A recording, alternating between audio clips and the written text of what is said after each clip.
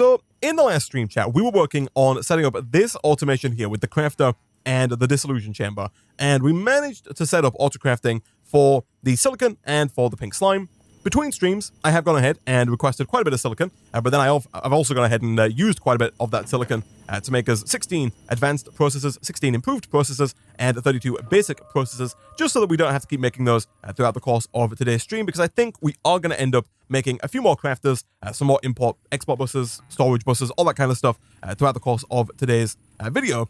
And I would also like to get a few more machines automated, including some of the machines that are a little trickier to automate, including things like the Energizing Orb, the Alloy Smelter, and the Dissolution Chamber if we need to craft something that requires more than one input. Right now, these two both require one item input. This one requires the silicon wafer, and this one requires the glass pin. But if we wanted to automate things like the binder here, this requires both pink slime and plastic sheets. And from experience, when we tried to automate that with hoppers, it didn't really work too well. It started putting in like multiple pink slime and quite a lot of plastic. It just kind of filled everything up. And so I think we need to set up a system that will only place like one set of items in at a time, if that makes sense. Now, people did tell me that there was a way to do this with the crafter. I think that's been removed. People were telling me you could use like block crafting mode. Some other people said that was applied energistics and not refined storage. But we can utilize the kind of redstone toggle here to essentially make it so that the crafter will only put in one lot of items at a time. It is a little janky, the way that we go about it, and it is going to take up quite a bit more space than the current system does, but I think we can do it. So the general idea, and we are going to use the same principle here for things like the alloy furnace and the energizing orb, is that we're going to have all of our output from the machine, in this case the dissolution chamber, go into a chest. We're then going to go ahead and use a comparator, which hopefully we can make fairly easily here. That's the wrong crafting terminal there, Isaac. Like so. And this, of course, outputs a redstone signal whenever there are items in this chest, right? Now, I think we are also going to need a repeater, simply due to the fact that the signal that comes out of the comparator is not going to be super strong, given that the number of items that we're going to be producing is going to be fairly low. So let's go and quickly smelt up some stone here. Thankfully, our smelting factory can smelt quite a lot of stone fairly quickly. And then that should be a repeater ready to go. And we'll grab a little bit of redstone as well. So the idea here, chat, is that if we do something like this, and again, we're probably going to have to move things around to kind of fit this in. And what I'm doing right now is very much so just a work in progress. But the idea is that in here, you can set this to redstone pulse insert next set. So what it's going to do is when we request, for example, some processor binding, it's going to put 500 millibuckets of essence, it's going to put one pink slime and one plastic into the dissolution chamber, and then it's going to stop. It's going to make the binding, it's going to output the binding, that binding is then going to trigger the redstone comparator to turn on. When that turns on, it's going to then output a redstone signal, that is going to get repeated by the repeater, head around, turning on the crafter, and then we're going to also have an import bus right about here. That import bus is also going to be set up in such a way that it only works when there is a redstone signal. So the binder that we're making should stay in the chest until the redstone signal turns on, right? Because the importer can't work until there's a redstone signal. And so both the crafter and the importer are going to receive a redstone signal. When the importer receives that redstone signal, it's going to go ahead and start pulling the binder in. And thus, when the chest is empty, these are going to turn off. That turning off triggers the quote-unquote pulse for the crafter to put the next set in. So I think this should work. I'm not quite sure if this is going to work, because I don't know if that's actually connected to the importer or not. This might create like a weird loop here. And just to make sure, let me tweak this ever so slightly. We'll put the comparator like here. And then the redstone repeater there. Again, it's a little janky, chat. And by that, I mean like super janky. And we can always condense it, but I just want to see if like the proof of concept works, right? So let me grab a bucket and let me go and quickly grab some essence so that we can teach our system how to make these bindings. So the bindings are 500 millibuckets of essence, which we can go into fluid mode, put in the essence, click on that, bring it down to 500, click set. Back over in item mode, we need one pink slime, and we also need one plastic. Now, I think as of right now, I actually don't have any bindings on me. I don't. So I will have to make one real quick, which isn't a problem. And I guess we'll actually probably have to make 2 sets because we're going to put in a whole bucket worth here, but that's fine. Oh, you totally can. Okay. So chat has pointed out that you can shift-click in processing recipes. For example, this binder here, and it can see all the items. If you just shift-click here, it puts them in for you. That is very nice. Thank you for the heads up there. I have already put the essence in here, so I'm going to have to go and make a second set here just to clear out the fluid essence there, but that is good to know for the future. For now, let's make some more blank patterns. We're missing quartz-enriched iron. Of course we are. I did go ahead and start making some more refined iron, and so we do have a little bit of that on us, so we can start making more of that fairly quickly. A lot of this stuff is hopefully stuff that we're going to get automated in today's stream once we've, got our alloy smelter automation up and running. And this setup here, by the way, should hopefully mean that we don't need to have one alloy smelter for every single recipe, due to the fact that we can specify that we only want to put in one craft at a time. We can actually just use one alloy smelter for multiple different crafts. We probably do want to have multiple alloy smelters just so that going forward we can make things faster, right? Because the alloy smelter, even when fully sped up, is not particularly fast. But in general, we don't have to do it. We don't have to have multiple of them just to make it work. Well, we want to have multiple of them because it's going to make our lives easier, right? Either way, let's go ahead and encode that. And then back over here, let's go and stick that like so. So what should happen now, chat, and we do want to make sure that the output is set to push on the right side. Let me just check. Is that west? Yeah, so this side. So what should happen is we can go over here now and we can request the process of binding. We'll request more than 16 because you do make them in batches of 16. And so that should only put in one lot of items at a time. Let me make sure that these are configured correctly. This we want set to pulse. And over here, we want this set to only work with the redstone signal. All right. So let's go binding. Let's request 32. Start. And we've got everything for it. Start. So we should see it put one of each set of items in, which it has. It's gotten ready for something else. I don't know why it's put a glass pen in there. I guess we needed some... it's going to make the pink slime itself, I guess. Oh, yeah, I have the pink slime. Okay, I see. So it made the pink slime. Now it's making the essence. Again, we should hopefully see the redstone system kind of in action here. So we'll know when it's done. There it is. So the output comes out. And then that's going to put more in as soon as this goes off. Because right now it's sucking all the items. And there we go. It's off. So now it's put the next set in. And yeah, it works just as you would expect it to.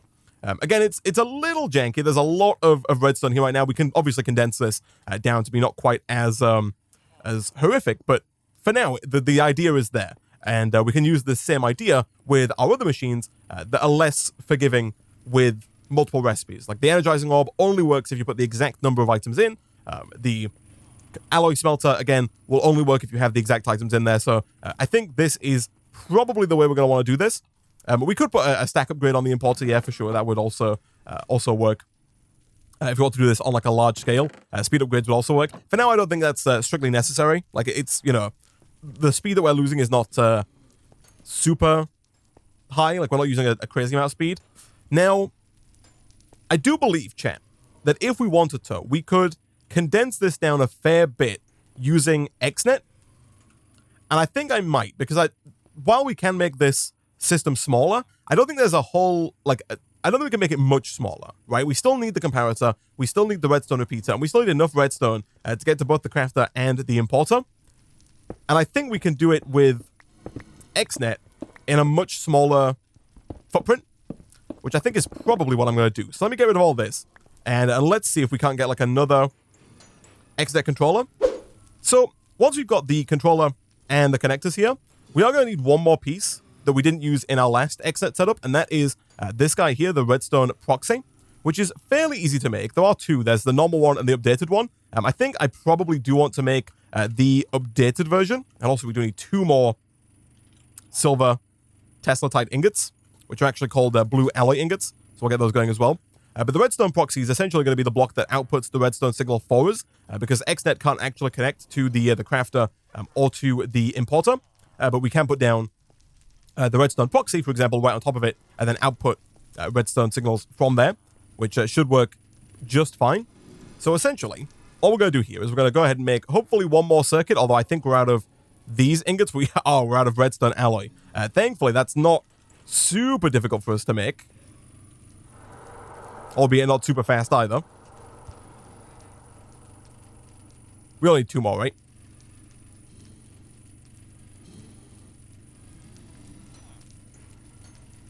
And hopefully by the end of today, chat, we'll have this stuff automated, so I don't have to do this manually. That's the idea behind this setup. So we start with the non-updated version of the proxy, and then we can craft that with a redstone torch to make the updated version of the proxy.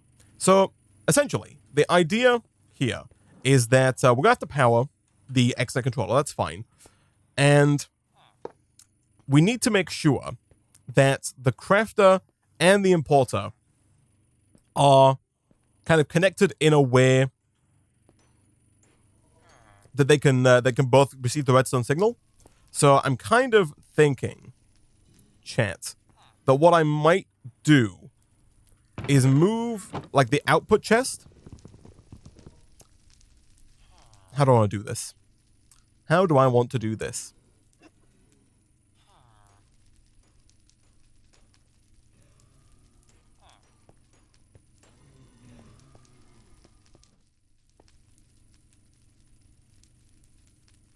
Ready, everybody? Here comes the jank. I'm trying to not make it as, you know, despite what people might think.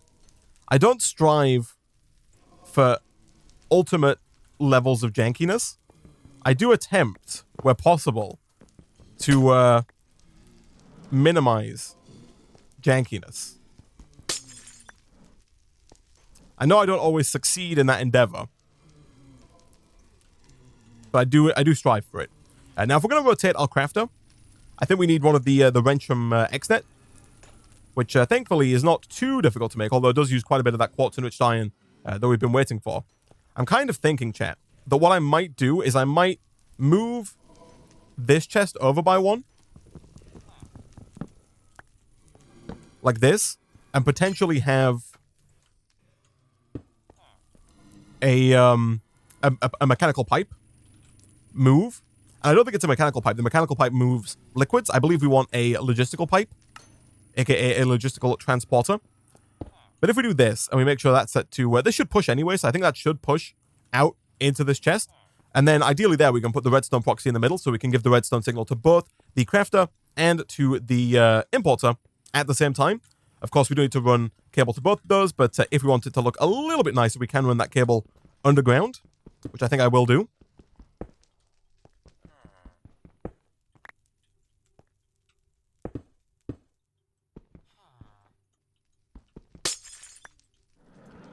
Like that. So again, let's make sure that is set to only work with the redstone signal, and you are set to redstone pulse inserts next set. We can put these back in. And so from there, we need to connect the redstone proxy up to our Xnet controller. And again, in the interest of not going too janky with it, is there space for us to put the controller down over here somewhere? No, not really. I mean, that's all right. That's okay, chat. I think what we'll do then is we'll have the controller, for now, right about here, not facing upwards, ideally facing forwards, although it doesn't really matter too much. In the future, we are probably going to move this tier 3 crafter, so you know there'll be less space here and it won't look quite as janky. So the idea here, chat, is that we're going to have, I guess, one more blue connector, actually, because we want one connector on the Xnet controller itself. We want another connector on the redstone proxy, and we need a third connector on the actual chest. So we're going to have one connector here, and one connector here. We're then going to connect all of those connectors up using the blue network cable, like so. And again, we could maybe run this underground, potentially, if we move like that refined storage cable down by 1, so we can connect this to the bottom. But just, again, as a proof of concept, what we're going to do is, and also this looks like it could be an issue in the future, although I don't think it can insert into the controller. But like I said, we're going to move this anyway, and right now we're out of strainers, so we shouldn't have anything coming up here anyway.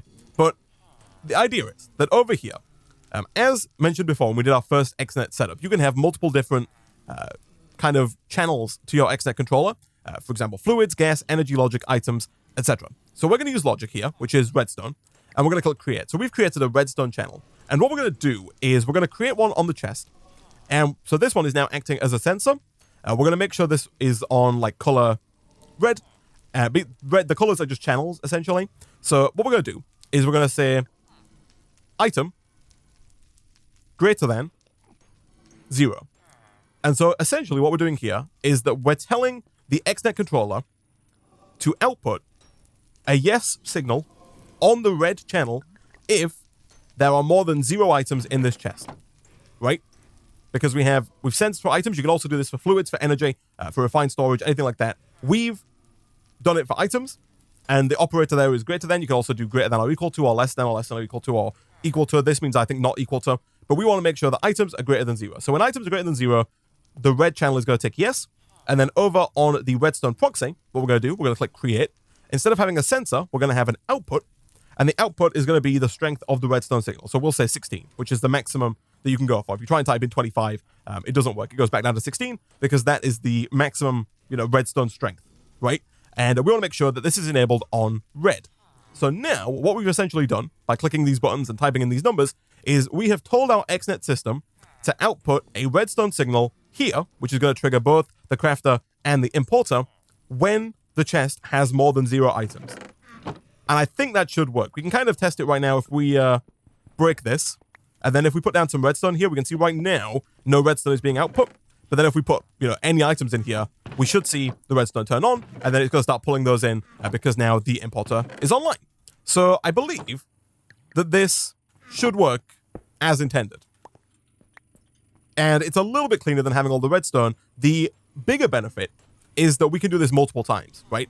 We don't need, given that we're going to have to set up the same system for the Energizing Orb and for the alloy smelter, we don't have to have multiple comparators and multiple repeaters and all that redstone going all over the place. We can use the same Xnet controller on different channels for each and every machine, right? We can do this with up to 8 different machines for 8 different machines worth of autocrafting within this one setup. And again, I think we can condense this a little bit. If we wanted to, we could maybe run the cabling underground. But essentially, this is working. I believe the idea is there. So once again, if we were to request, for example, some more, we'll put our pink slime back so it doesn't make that again, but if we request some more binding, let's go and request another, we'll do another 32 here. Start and start. It should, once again, put in one set of items and then hold on to the rest. If we had a crafting monitor, we'd be able to see that the other ones currently can't go in there, but unfortunately we don't. And then what we should see is as soon as the craft is finished, it's going to go through this pipe here that I broke earlier into here. It's then going to pull, it's then going to turn the redstone signal on.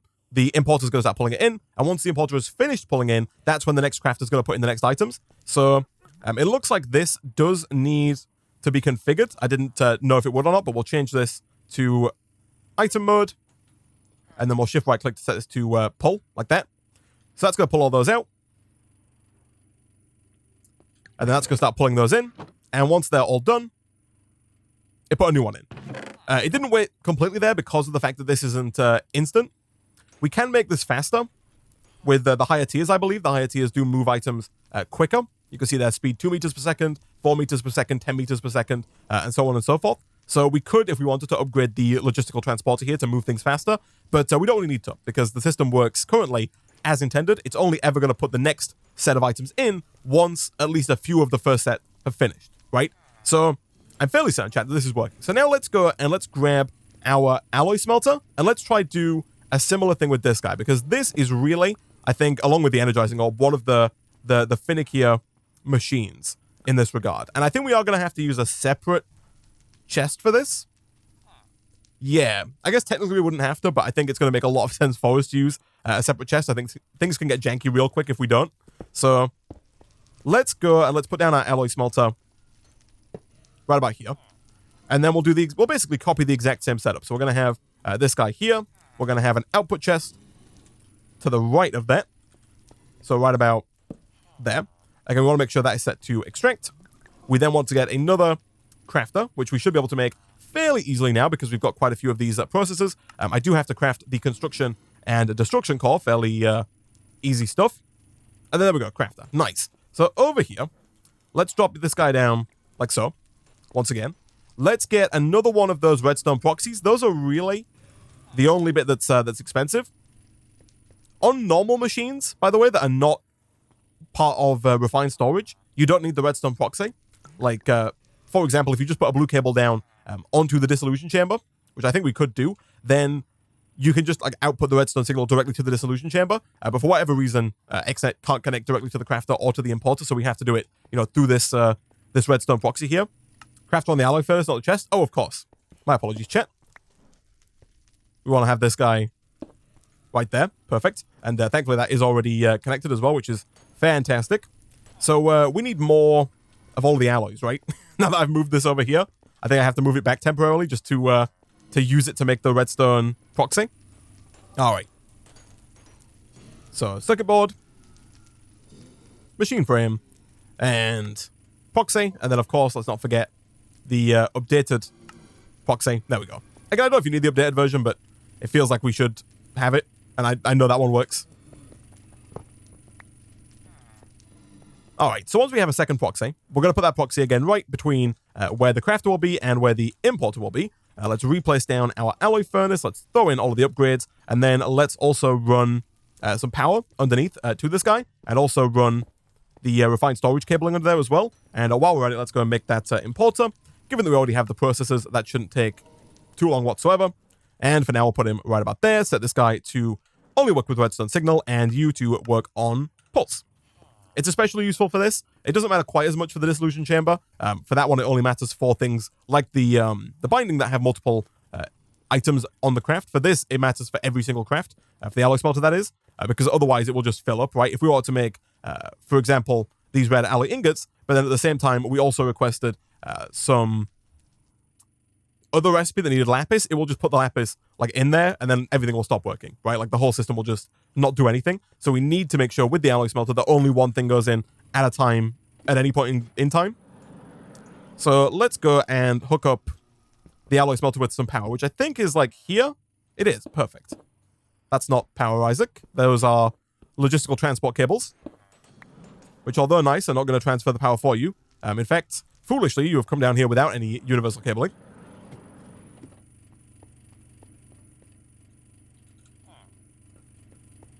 I'm starting to think I should probably add an elevator to this floor here because we come down quite often.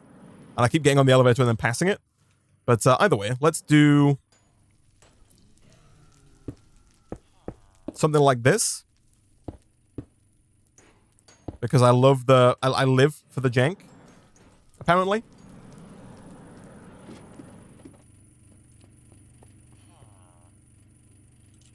I really need to take a look at that cabling down there. There's almost certainly a better way to do it than the way we've currently got it set up.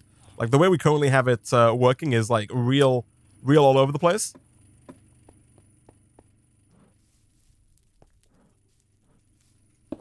There we go. And then, of course, we do need to run other cabling up to both the crafter doesn't need it, actually, because the crafter is already connected. So we actually just need to run that over to here, I believe. So I think that that's all now set up. Yeah, this guy's already connected. That's fine. This guy is also now connected, which is good. And so essentially, all we have to do here is make one more blue connector. And then using the pre-existing Xnet system that we have, we should be able to automate the alloy furnace, which is going to be real nice because we use it so often. So that is a blue connector. And we already have the blue network cabling. We're going to throw... Oh, we actually need another one because of the chest. My bad, chat. Let me go make one more of those. And again, these are all things that we can auto-craft. Hopefully fairly soon as well. But there we go. So now, let's say that we wanted to teach our system how to make these redstone alloys that we use quite regularly. We'll start by teaching it how to make the red alloy ingots. And we also should probably teach our system how to make the... actually, you know what? Yeah, let's start with the patterns. We can teach our system how to make patterns now because one of the required... Let's start... Well, I'll encode this because I know we need it. But then we'll also teach our system how to make quartz-enriched iron. And on top of that, we also need to teach it how to make refined iron because the refined iron is needed for quartz-enriched iron, the refined iron being iron and sand. I will swap that out for normal sand, like so, and go ahead and encode that as well. So all of these patterns can go over in here. The one for refined iron, the one for quartz enriched iron, and the one for that redstone dust. We can also do the same thing, of course, for the actual redstone alloy here as well, in code. And so now our system should basically know how to make all of that. All we have to do now is once again head on over to the Xnet controller, set up a new channel. Actually, we don't even need to set up a new channel here, chat, because what we can do is, as long as we know which chest we're working with, we can do the same thing here where we create sensor items. We're going to go greater than 0. This time we'll output to green just to not confuse things. And then down here, we'll do the same again where we create output 16. Doesn't have to be 16. It could be 1. Like 16 is just the highest number and works. And green. So we've set up the exact same thing here as we did the first time. This one outputs to red and then outputs redstone. This one outputs to green, which is here, and then outputs redstone. So again, this should all work, I believe. So let's give it a try. Let's request some quartz enriched iron. Let's say 20 and start. So it should start by making the... It made 3 quartz enriched iron, okay. And then put the next set in. Nice, nice, nice, nice. Is quartz enriched iron made in sets of 3? Have I been doing it wrong all this time? It is. It's 3 refined iron and 1 another quartz. Interesting. But it's working. You'll see it's only ever putting 1 set of items in at a time, as opposed to putting multiple sets in and clogging the whole thing up, which is real nice. We can make this faster, simply by making this item pipe faster. Like, the faster they get into here and the faster they get out of here, the faster we'll get more items into this. And so I might even just go ahead and quickly look at making some higher tier logistical transport pipes, because they really are not too difficult. We can go straight up to tier 3, and maybe even the highest tier, actually. Yeah, we can go straight up to the highest tier of logistical pipe here, which is going to move those over nice and quick.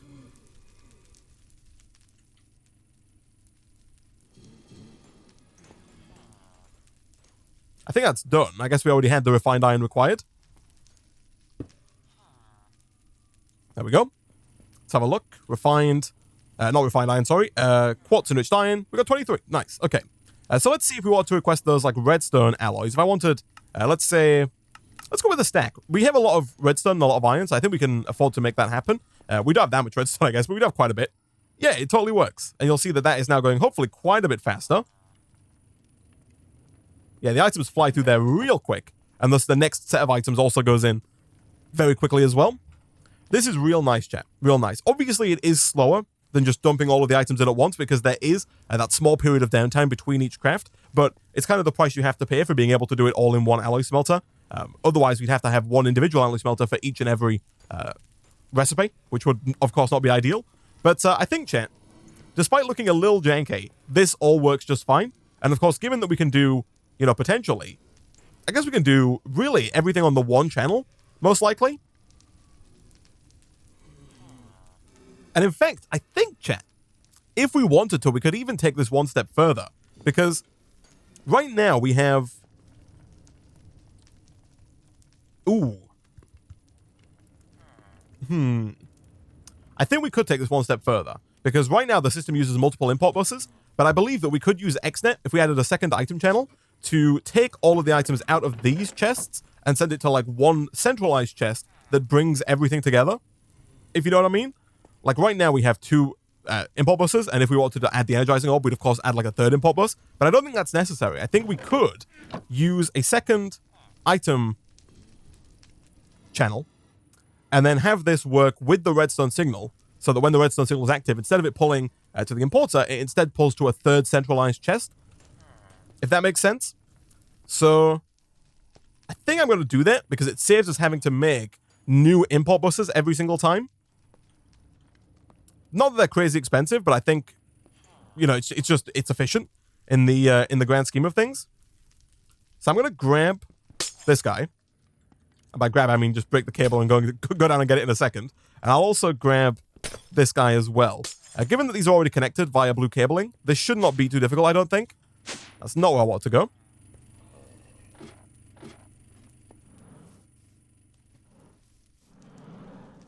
And this is also, like, I've put these basic pins in, like, the worst possible position.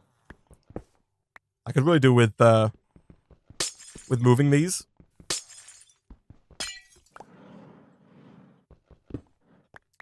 I just want that importer. Thank you. So you know what? I'll put one of the importers down, like right here.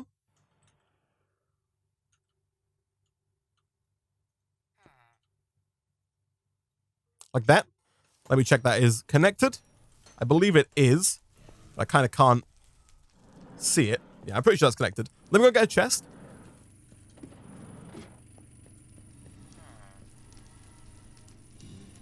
And down here, this is going to be our one centralized chest. So we're going to send all of the autocrafts to this chest here, because then we can put like a stack upgrade or speed upgrades in here and import very quickly.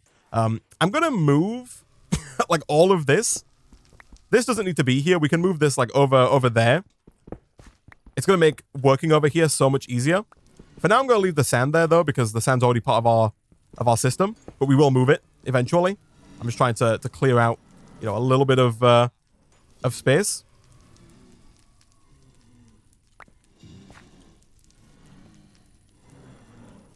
Speaking of space, you know what? Temporarily, I'm just going to dump some stuff in here. No, I'm not.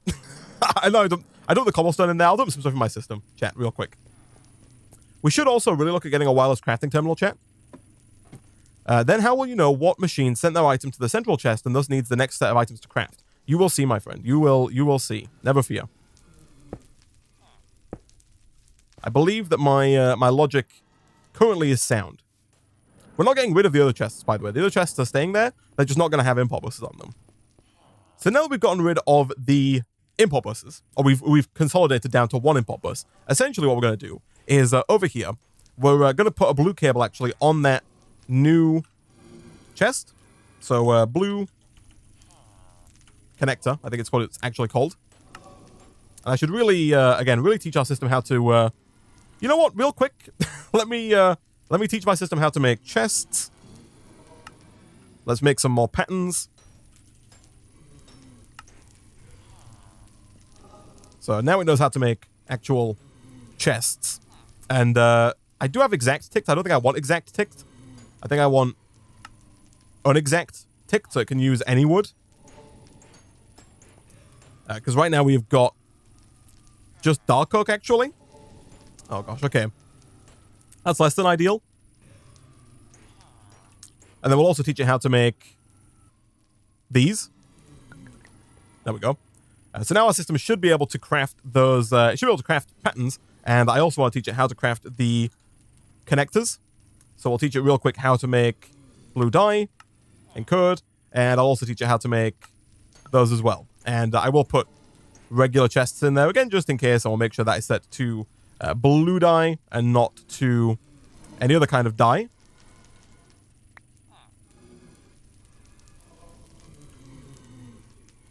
There we go. Encode. So now we should be able to request those blue connectors as and when we need them, as opposed to having to make them manual each time.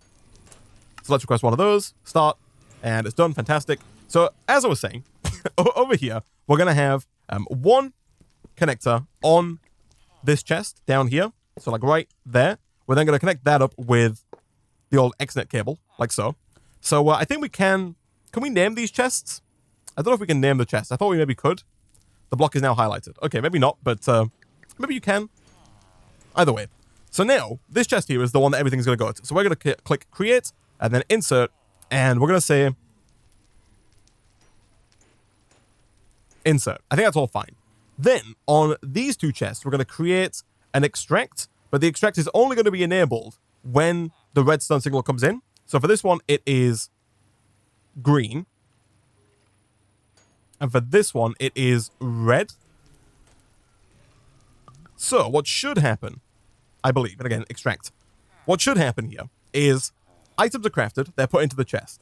For example, this one. That emits a green, a yes signal on the green channel, which triggers a redstone signal over here, which allows the next crafter to basically start going. Or it kind of starts the pulse triggering system, if that makes sense. And then it also triggers the extraction of the items from the chest on this channel, pulling them down into here.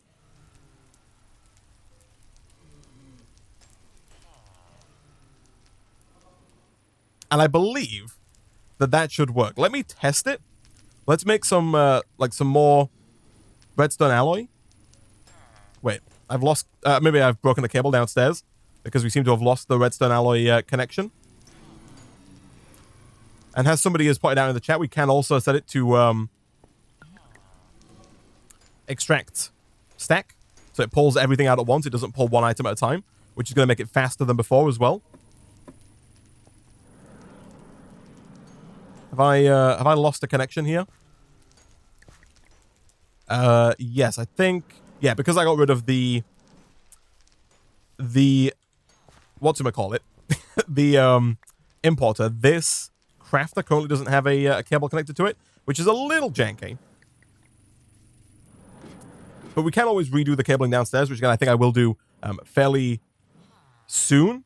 For now, again, just as a proof of concept, let's do this, and let's horribly run...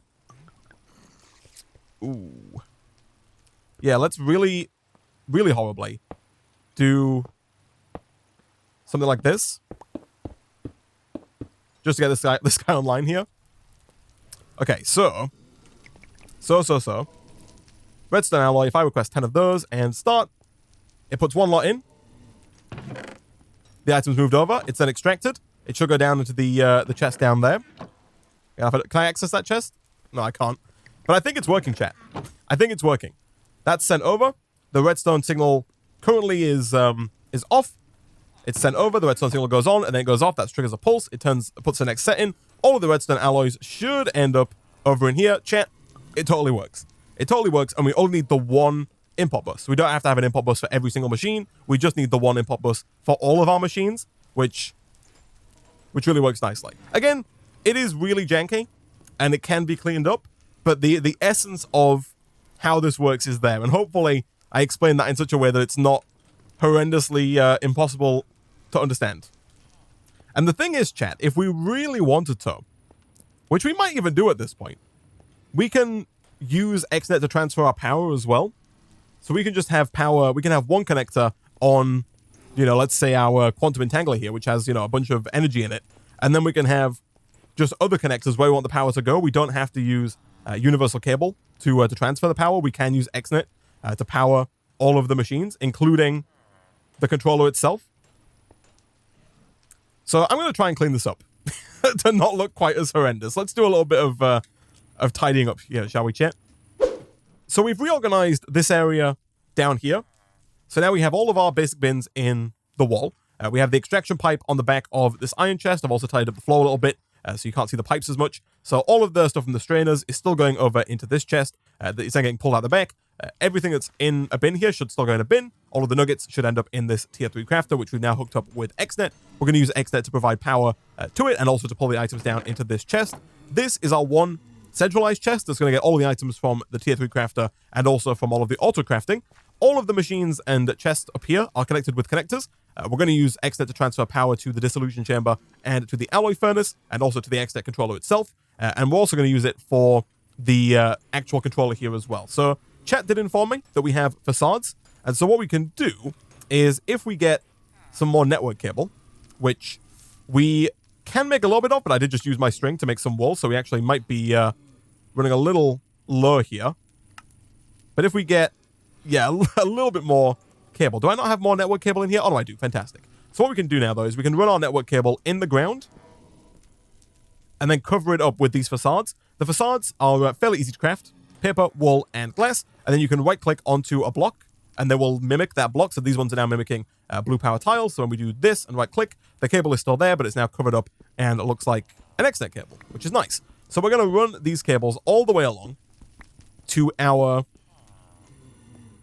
quantum entangler porter, because that is where we're going to pull power from.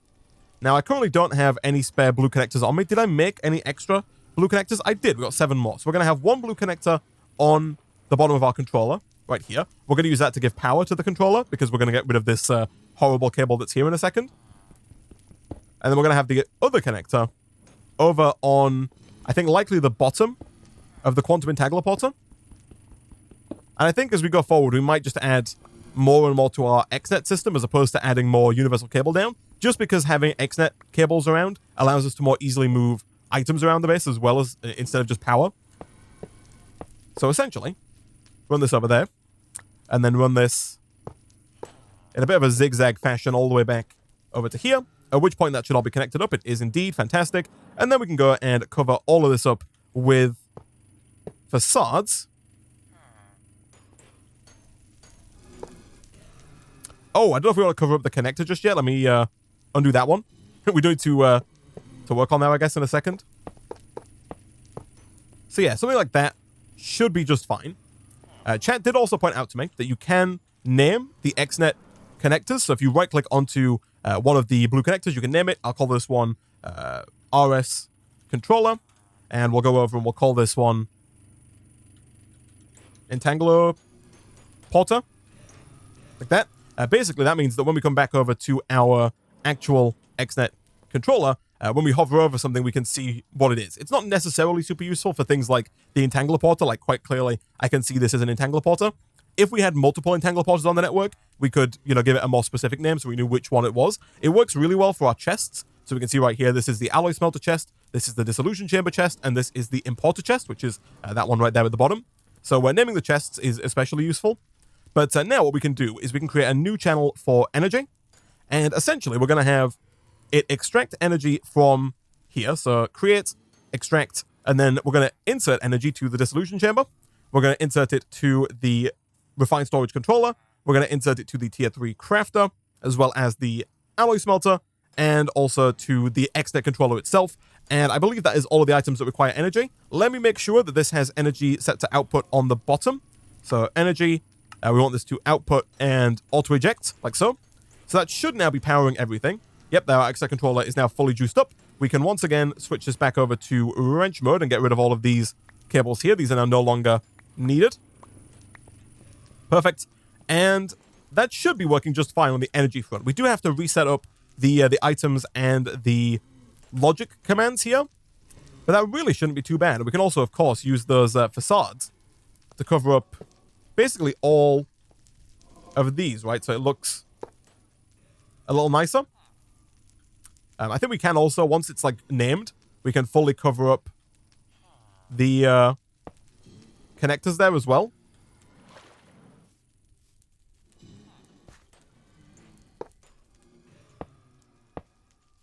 Like that. So now we need to reset up the stuff here, right? So we need to configure these. So let's go with Dissolution Chamber, create sensor item greater than 0, output to red, Dissolution Chamber,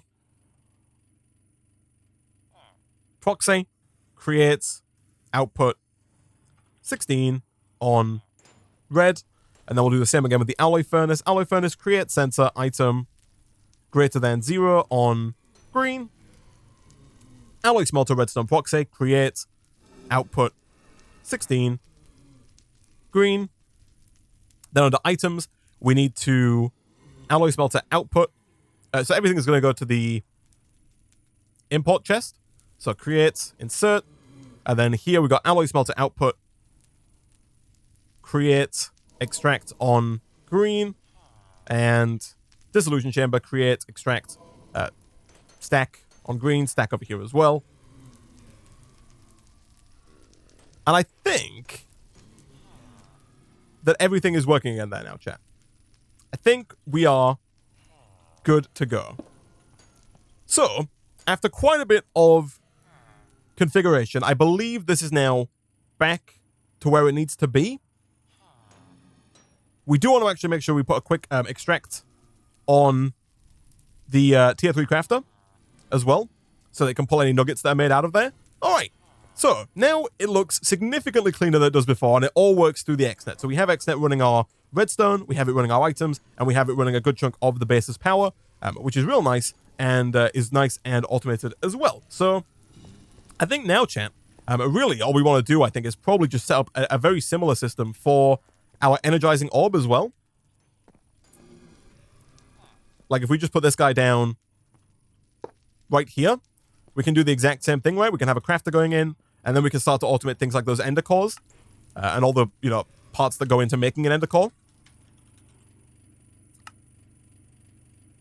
I should definitely, we also want to get up, some more basic systems as well, like getting up a smelting factory and having that be able to autocraft is also going to be super useful. The smelting factory is a lot easier because with that, we don't have to set up this convoluted system. Because with the smelting factory, we can, of course, just put all the items in at once, right? If we want to smelt 300 different items, we can just send them all at once to the smelting factory and it'll work just fine. So, yeah, we need to make one more of these redstone proxies, and I think we should use this opportunity to teach our system how to make these machine frames, because now that we have the, ability to teach it how to make blue alloys and blue doped wafers, we can do that fairly easily. So, to do that, we're doing some more blank patterns, and currently we don't have the glass for that. Obviously, that's where teaching our system how to smelt comes in. And so we're kind of running out of space a little bit on this wall, I think. We definitely don't need these anymore. And so we could probably actually, chat, if we grab another smelter, which hopefully we can make. This is another thing. The steel casing there is one of the things that we should also teach our system to make as well in the future. But then smelting factory, let's go get the basic smelting factory. Are we really out of circuit boards again, eh? That is fine. We can make more of those nice and easily. And yeah, basically we want to automate all of this, right? We want to teach our system how to make the basic control circuits, the advanced control circuits, the elite control circuits. So the metallurgy confuser is also on that list, but one thing at a time. Let's make 2 of you. And then go like so. And then for the next tier, we actually just need 2 of these.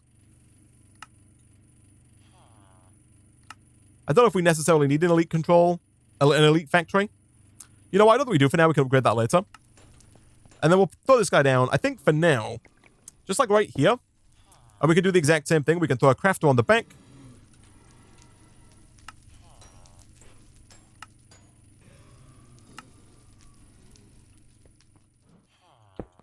Like so. Make sure we rotate that to point at the smelter. And then as long as we put Xnet cable on, an Xnet connector on the bottom of that.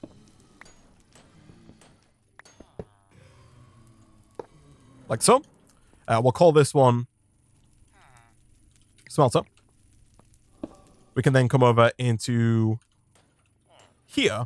And this one's a lot easier because I'm fairly certain with this one, we just have to go to the item channel and just click create and insert. Because basically, as long as we make sure that items go to the bottom, so output, auto eject, and then make sure that we can insert from the back, which I believe is this one here, that should work just fine. So I think now if we put recipes in here, they're going to get inserted into the back of the smelter, and then the Xnet controller, which also does need to send it power, actually, let's not forget that. Create and insert on the power channel. Can we rename those channels? I think we can, right? Yeah, power, item, and redstone.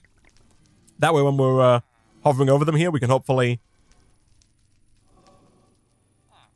see their names. Although maybe not. I was really hoping that would work. You can kind of see them over here anyway.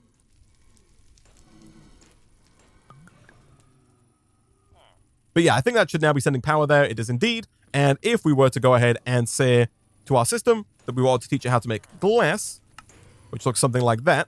And again, I will swap out the red sand for the normal sand in code. I think this should work. So let's go sand, glass, take out what we have, request a stack. We do want to move some speed upgrades into that. We have 6 honors, but I think for now, I'll just grab a few of these ones over here. The real question is, does that get imported correctly? We do want to turn auto sort on. It looks like right now that's not getting imported correctly. Let me do a quick check to see why that is. Items. Oh, sorry, extract. That's why. There we go. And we can also turn that extract to stack. And that should start pulling those out nice and fast. Nice. All right, that does indeed work. So now, when we go to request patterns, the system should be able to do it fairly easily. Like, it now knows how to make all of the parts required to make all of the patterns there, which is real nice indeed. And so what was the initial point of this chat? Why have I set that up? Oh yeah, of course, the Energizing Orb. Yes, I wanted to teach our system how to make the circuits, right? Like how to make this here. So let's go in here. Let's teach it how to make these. Obviously, we can't fully teach it how to make these until we teach it how to make the basic control circuits in the infused alloy. But we can do that, I think, fairly easily. And also, I guess, how to make the actual silicon wafers as well, which we also don't have the knowledge to make yet. But, you know, slowly but surely, we will add everything we have to our machine's knowledge capabilities. And then we should, at that point, be able to... I'm not a fan of the fact that this overlays here. It's a bit weird. But at that point, we should also be able to teach our system how to just make the machine frames. Like that. In code. And stick that, of course, into our crafter back here. Like that. And potentially, just go ahead and craft one. If we have all the items required, we do indeed begin. It's going to require some alloying, but it's going to do the alloying for us, which is very nice indeed. This is the one thing that, you know, previously took us so much time. Now the machine is just doing it for us. We do still need to teach our system how to make the silicon wafers, but that shouldn't be too difficult. And if nothing else, I think it really just goes to show how powerful Xnet is. Like the fact that this, you know, one controller can control all of these, whether it be redstone, signals, energy transfer, item transfer, and we can, of course, still do the same thing with fluid transfer as well if we wanted to in the future. For now, though, that machine casing is done, so we can go ahead and make another one of these and then quickly upgrade that to the proxy version. Not the proxy version, the updated proxy version. And then I'm just thinking where I actually want to put this. Normally, I guess I will put it here.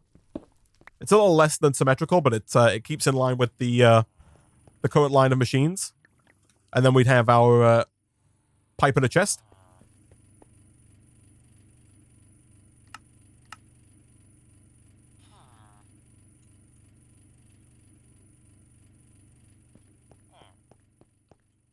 Like that, and like that.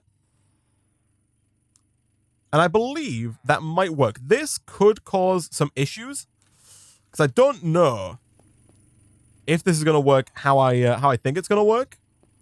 Is the item pipe necessary? This one? No, it's not, actually. So someone makes a good point, in that now that we've removed the import buses, we actually don't need to have our machine so far away. In fact, for certain machines, like we still need an item pipe for the alloy smelter, because the alloy smelter can't output on its own. But for things like the dissolution chamber, we can actually just move this over by one and have this here, and have the dissolution chamber push to that side, and then therefore move all of this over by one. It does mean doing some reworking here, which is you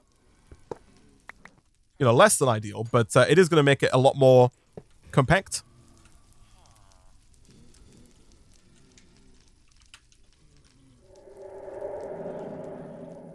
Which I'm all for. I might leave the space for now, just so we don't have to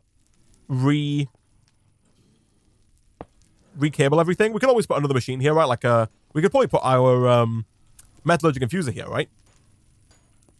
Yeah, so let's just quickly fix this. So this one is create sensor item greater than 0 on red.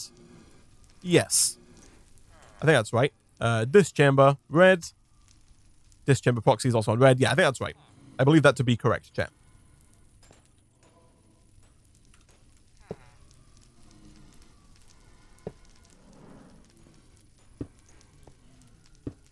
For now, we can just cover it all up like that.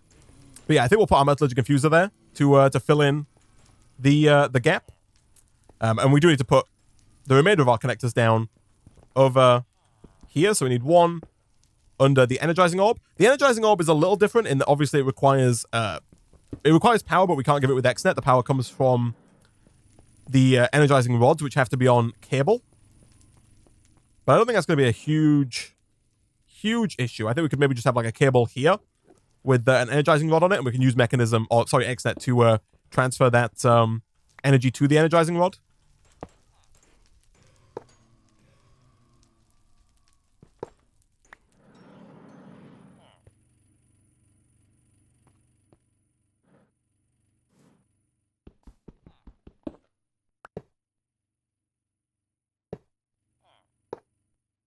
No, I want you I want you I want you there. There we go. I'm very conscious of the fact the server's going to restart in a few minutes. I guess we do want a cable here, even if it's not a power cable. Yeah, let me check something here, chat. Can I do something like this? Like if I put down a blue connector here, can I then put a universal cable onto that blue connector and have it connect up? I can indeed. Fantastic. So we want to send power to that, and then I'm basically going to have the highest tier of energizing rod we have, which is currently blazing, on that energy cable. So like right there, like that. Let me check that I can indeed send power to just a cable. I would assume I can. Yeah, I totally can. Nice. Nice, nice, nice. All right. That should work just fine. And again, we want to make sure you're set to pulse. I think these are already set to pulse. They are indeed.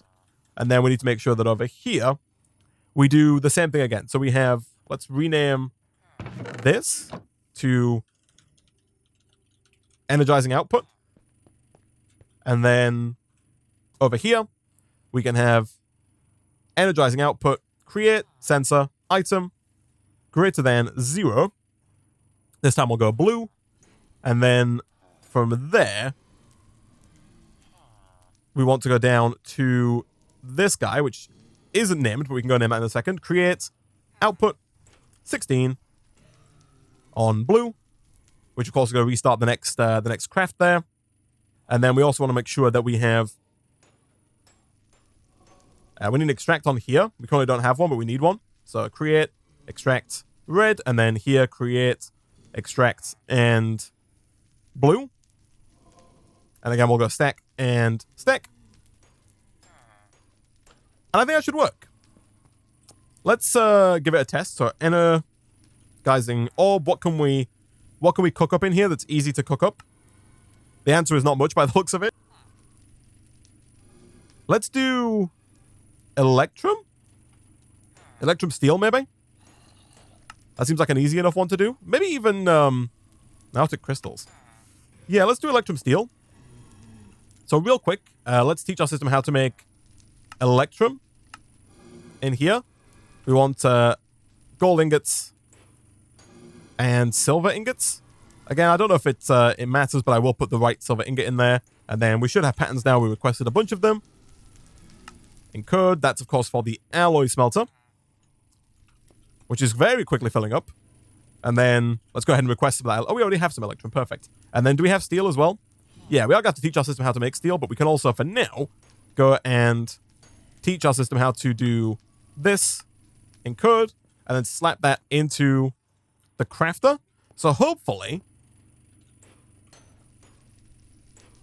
Oh, that needs to be connected up with cable, right? That's what's missing right now? Yes. Like that. Hopefully that's now requestable. And hopefully it works. So if I wanted to make, let's say, 6 and click start, it's only going to put the 2 in. They're going to go. Once they're gone, it's going to put the next 2 in, and it works just fine. Beautiful. Very nice. Okay, I'm going to take these... Oh, no, I'm not going to take them out because I can't cancel the craft. The problem with the Energizing Orb is that, again, if you don't do this, much like with the alloy smelter, it will just put all of the steel and all of the Electrum in there. And even if you just have Electrum and steel in there, if you have more than is required by the craft, so this craft requires 1 steel and 1 Electrum, if you put in 2 steel and 2 Electrum, instead of just making forward energized steel, it will just not work. It will only work if you have the exact number of items in there, which is why we have to go through this convoluted process of having the the crafter and the redstone proxy and all that, shenanigans as well. But I think, chat, that is probably a good place for us to wrap up for today. We have a good chunk of automation up and running now. We do still have more to do, of course. I do still want to automate the infusing factory, which really shouldn't be too hard. It's basically the same as the advanced smelting factory, I think. Getting a crafter down and then using Xnet to power it and pull the items out should be perfectly fine. Or at least send the items down to the import chest. The server is about to restart, which is totally fine. But yeah, after that, we can start looking at auto-crafting parts for the solar panel. Right up here. We're going to definitely need more standalone crafters, like this guy, that can craft individual things, because this one is almost full. But we'll start looking at the auto-crafting of these solar panels here, which for the most part I think is going to be done with these crafters, but there are the odd little bits and pieces that require, this setup of machines that we have over here. But a lot of this stuff is now automated, so we can now basically expand all of this without having to do a lot of crafting because we've automated the stuff required to make more of this, right? We've automated the Xnet cabling and the blue connectors. We've automated a lot of the refined storage stuff with the binding and the pink slime and whatnot, and it all works pretty well.